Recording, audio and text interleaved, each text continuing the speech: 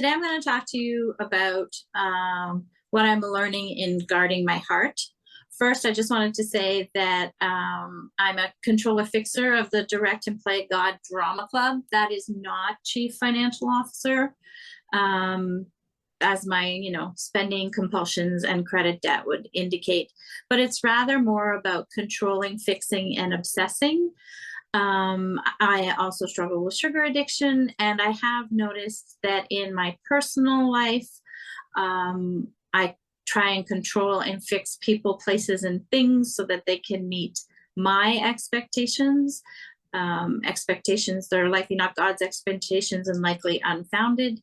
And in my work environment, I find that I can stress and obsess over a certain task or the certain detail or the certain, is it right, making it perfect. And unfortunately, that derails my productivity and also increases anxiety. So there's a reaction in the body that happens, which is called fight or flight, when you come up against a stressor. And by stressing and obsessing, I can maintain that, which gives me extra cortisol and adrenaline and a feel-good feeling, but in the long term is a detriment to my relationships and my health, both emotional, mental, physical, even sometimes. So today I'm going to lean specifically into how I'm learning to guard my heart and calm my anxious thoughts. 20 years ago, I guess, the first scripture that helped me with anxious thinking was a passage in Matthew 6:25-34. It repeatedly tells us not to worry and what to do instead. So like in these 10 verses, God tells us at least 5 times not to worry. And verse 33 is actually a hidden gem. It's the gem that lets you know what to do instead. Unfortunately, I've only started catching on to that about 3-4 years ago. And it's where we're asked to seek God first and be confident that all things will be added unto us.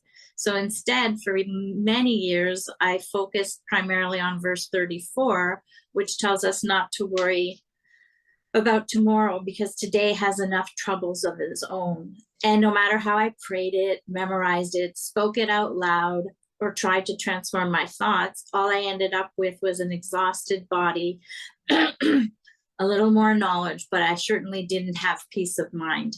And that's what I was really seeking, was this peace of mind. So if I move ahead to 10 years ago, this is the year my world and I came undone. I stopped denying depression that held me captive. After several years in the same job, I found myself without. So after 6 weeks without sleep, accompanied with 24/7 intrusive and pervasive thinking, I finally conceded that my current state was not solely due to loss of employment or even burnout from work stressors. There was certainly a sign for something greater, and something had to change. It was difficult to ask for help, and while the suffering was challenging. Fortunately,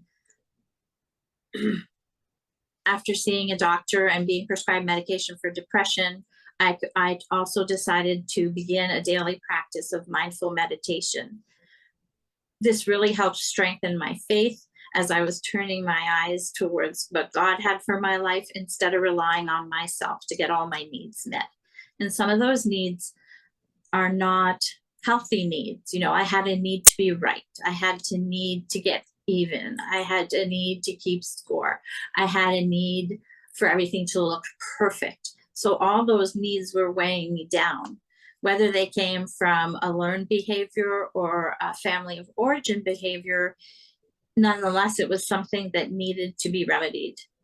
So by meditating, I was able to remove the covers from my darkness, get out of bed, and get into the business of living life. It was very encouraging to be able to surrender my worry, anxiety, and fears. I would like to say that it was easy and that I don't struggle with any of those things today, but that is still the case. However, I have certain practices and thoughts. So I'm just going to share with you a bit of an example of where I was and where I am now, or how far I've come. There's two examples in that context I want to share. So where I used to fear, I now pause and consider if the threat is real or perceived. Where I used to worry, I pray and ask myself, what would be the worst case scenario? And if I'm okay with it, I can move on to the next thought. Where I used to criticize, I choose to create. No longer using my time as an artist as a reward for a completed to-do list, but as an act of worship to my God. Where I used to judge, I motivate. God has shown me that we're called to love abundantly. And time again, I am choosing to do that. Love for me means leading others to victory through encouragement, edification, and exhortation. That is the calling on my life. Finally, in 2017, I set out a goal to write 30 blogs in 30 days. I didn't succeed at that goal, by the way, but I did start a series on guarding my heart. And this is where I considered what I could watch so that my thoughts would be better. So I began to watch and pray, making discoveries of how I could watch my words, watch my actions, watch my thoughts, even watch my character, and ultimately guard my heart. When preparing to speak today, I was redirected to consider whether I need to live it to learn it, or if I study it, learn it through living it, and finally get it and apply it. I know it sounds confusing to you, but for me, it's just another day locked up in my head. My heart starts racing and I can't slow it down. Hands shaking and I'm losing my breath, paralyzed with a mind that's spinning out, learning to remember that God is the one who's in control. Those are the lyrics from a Jeremy Camp song, Anxious Heart, and they really resonate with me because it explains what it is that's going on in my brain. So before I go any deeper, because I was talking about watching our words, I just wanted to give a definition of anxiety and worry. And I think it's interesting because in a way, it's like a circle. There seems to be no beginning or no end. So if I look in the dictionary, the definition of anxiety is a feeling of worry, nervousness, or unease about something with an uncertain outcome.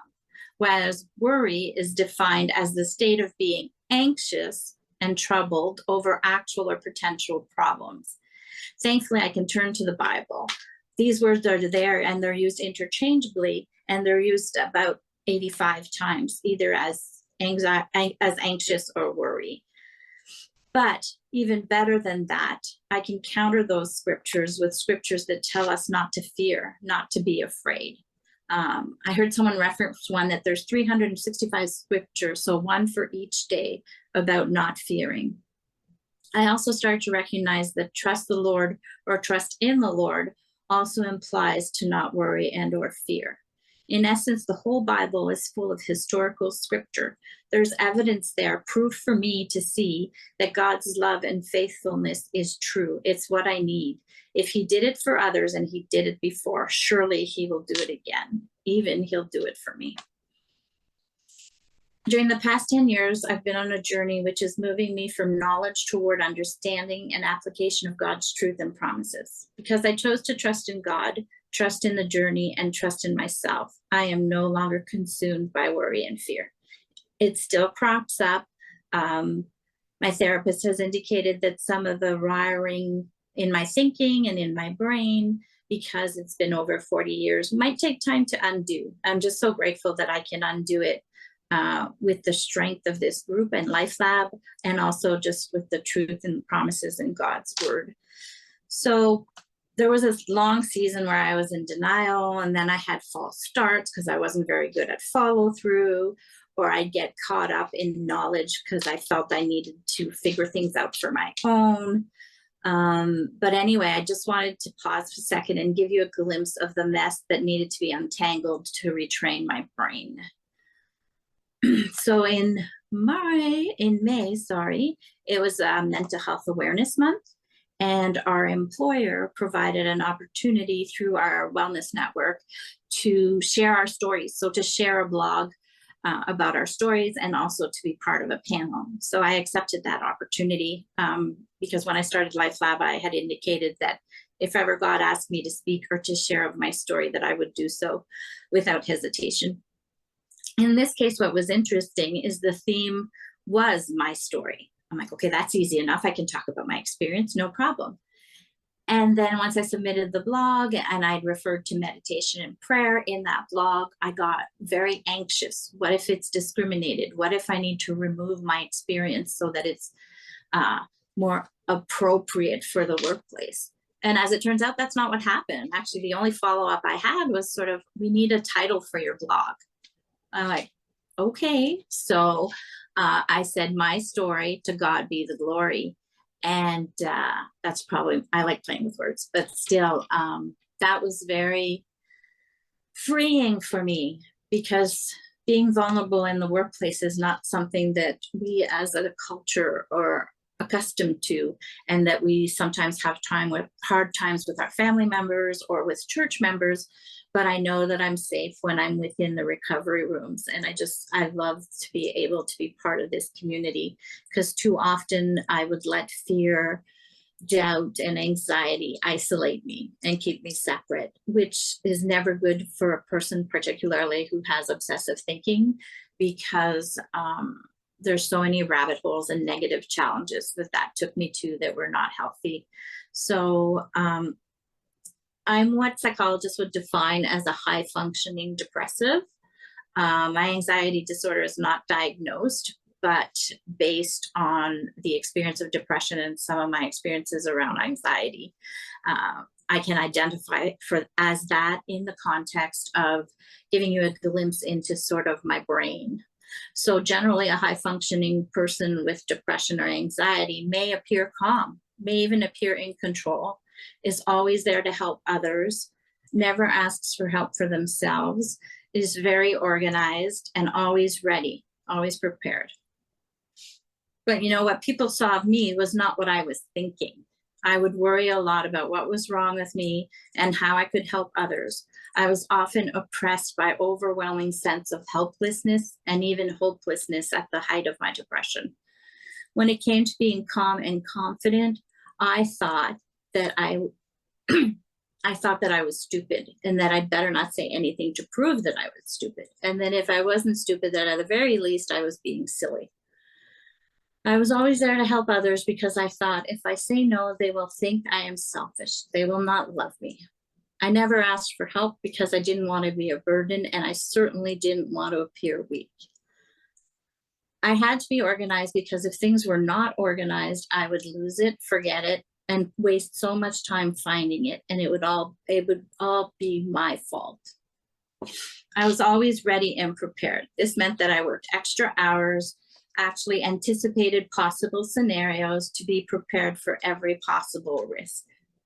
Thankfully, through prayer and meditation, as well as cognitive therapy, today I can let go instead of cling to the things that are out of my control. Most recently, I was actually even able to let it be. There was a circumstance with my husband where typically I would have been nagging or reminding or repetitive or using any means to get his attention. And it was like, okay, well, what's going to happen? What difference will it make if I speak or don't speak? And God just gave me the peace in my heart, and I just let it be. Like I said, there's times I still get overwhelmed. For instances, I try and be helpful to my sister, but if I get too caught up in her well-being, I revert back to obsessive thinking. The thing about helping others is I've recognized that I need to know my limits and respect them. I've learned to set healthy boundaries and to accept that no is a complete sentence. If I am not able to do something for someone else, I don't need to provide a reason or justify my choice. In terms of asking for help, I recognize now that I'm a resilient and competent person, that God's got my back, and there are people there who are more than happy to help. I just need to ask. The being organized thing is kind of a tricky one. I still have a place for everything, and everything it's in its place. Sort of car keys, sunglasses, my purse, just so that I don't go looking for them and waste time.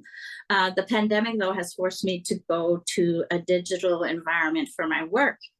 And while most of the time I've adapted, there are a few times where I still need to go to paper pen. I'll even use a 4-colored pen to track things because I have a brain that's visual. And when I write and see, it helps me.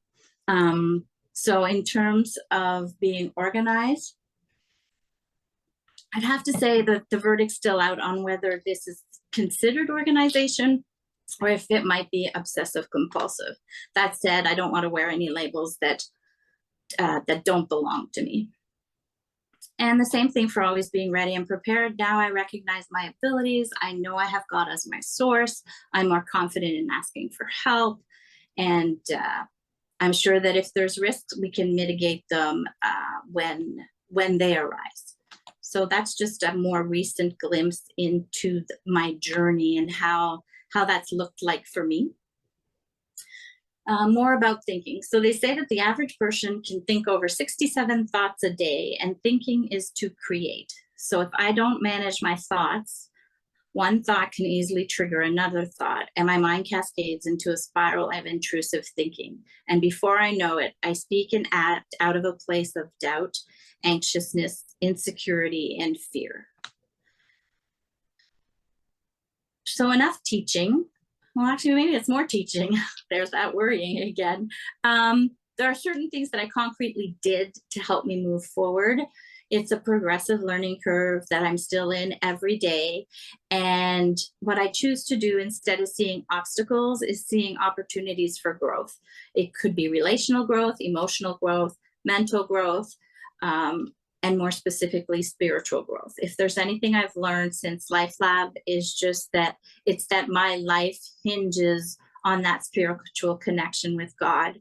So no matter how many times out of my head or with my knowledge I try to understand something, if my heart hasn't received it and I'm not connected to God, it's all for naught. So again, like I said, the first practice was meditation and prayer. A couple of verses that I like are, I was not given the spirit of fear, but of power, love, and a sound mind. That's in 1 Timothy. Psalm 51:10, create in me a pure heart and renew in me a steadfast spirit. It's in these promises that I learned the opposite of fear is not faith or peace even, but unconditional love from God, for God, and for and from one another. These are the things that precipitated a transformation in my obsessive thinking. I'm just being mindful of the time as well. The second thing is that I have learned to resist, redirect, and renew my thoughts. And that can be by turning my attention to something different, solving something different, going to my husband and indicating what I'm thinking or feeling instead of keeping it bottled up inside and letting it escalate to a different level than it would have in the past. But the best visual that I still use today, once I become aware of an intrusive thought, I visualize a stop sign, and I just visualize taking that thought in my hands and then throwing it on the ground and stomping it with my feet. So if I'm at home alone, I might actually get up out of my chair and stomp my feet. There's something about the action of having your feet hit concrete or pavement. It's one of the reasons why I like walking outdoors to de-stress. Not only is the oxygen better, but that leaving my cares on the track, right? Just leaving it there. It's not relevant. It's not needed. And so just practicing leaving it there. One of the other things I do when a change occurs is I'm better at recognizing it, because once I recognize it, then I can understand it and its implications to eventually get to acceptance. And once I've accepted, then it's a little easier to adapt or adjust, especially if I'm coming at it from the lens of looking for a growth opportunity instead of negative challenges. Through therapy, I've learned not to focus so much on what it could be or what if, but to stay focused on what it is. And one of the things that has helped me there is, I think the best way I could relate it is they say that athletes use visualization to score or putt or whatever the word is, and they're training their brain by a repetitive thought and a followed physical action that will get them the result they're seeking. And it's the same thing with my thinking. I can't expect to do that once and have victory, but I can expect that if I practice and incorporate it regularly, that I can have those things. So sometimes in my journaling, those are the things that come out, is just different stories to make a better path for my life. I have one last thing I'd like to share. It's actually what I use is gratitude and positive regard for others. But I also, part of me with the anxiety still tries to anticipate, so it's never fully gone. And so what I did do last week when I started preparing is I read the Jesus Calling for devotional for today, because there's a lot of different ways to guard our heart, and I didn't want to get everyone listening lost in the different concepts and stuff. But it just turned out this morning when I was finally putting pen to paper that it fit all together. So I'm going to read that, and then we can have some conversation. So it's from Jesus Calling, July 5th. Draw near to me with a thankful heart, aware that your cup is overflowing with blessings. Gratitude enables you to perceive me more clearly and to rejoice in our love relationship. Nothing can separate you from my loving presence. That is the basis of your security. Whenever you start to feel anxious, remind yourself that your security rests in me alone, and I am totally trustworthy. You will never be in control of your life circumstances, but you can relax and trust in my control. Instead of striving for a predictable, safe lifestyle, seek to know me in greater depth and breadth. I long to make your life a glorious adventure, but you must stop clinging to old ways. I am always doing something new within my beloved ones. Be on the lookout for all that I have prepared for you. So for me, that's a good thing, right? Looking forward instead of looking back, being on the lookout, knowing and expecting something new. And if I go back to Romans 8:38-39, which is one of the verses that's associated with this devotional, it says, nothing can separate me from the love of God, neither my fears for today nor my worries about tomorrow. So they're pointless, they're needless. I don't need them. And the sooner I'm able to have that practice of letting them go, then the more I can step into who God's created me to be. So as you can tell, I don't have a perfect life, but I do believe that I'm living my best life, professionally, personally, and in recovery. And I encourage you that you can do the same, right? We often wish each other a good day, but how many times have we thought about how we can create a good day for ourselves? So in my case, I do get up in the morning and I ask God, what is it you would have me create today so that this day can be in accordance with your will? And then long term, that means I get to live a better life in Him as well.